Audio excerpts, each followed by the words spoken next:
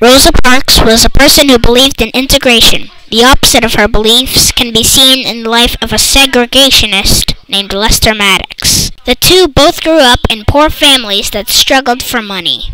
While they both were different in many ways, it is true that they did have a few similarities. One interesting fact is that they both died in the 21st century. Another interesting fact is that they both died at the age 97.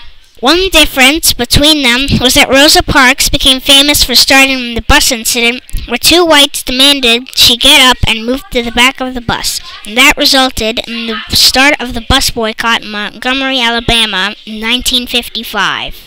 On the other hand, in the 1960s, Lester Maddox was infamous for assaulting a policeman for trying to enforce a law that said he had to allow blacks to eat in his restaurant. The reason for that was because he had 3 African Americans sitting in his restaurant, and the policeman said it wasn't allowed by law to throw them out. They are both known for a couple of famous quotes. "I think forced racial integration is illegal and wrong," Lester Maddox said. Perhaps Miss Parks' most famous quote was, "My feet's is sore."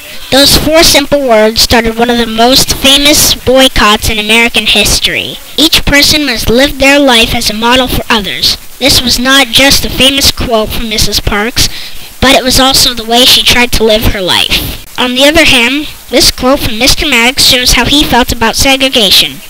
"That's part of American greatness, is discrimination. Yes, sir. Inequality, I think, breeds freedom and gives man opportunity." I'm really glad that Miss Parks stood up for herself, because otherwise, if things turned out the way Mr. Maddox wanted it, we would have African American bathrooms, fountains, and schools that were probably never as good as the whites.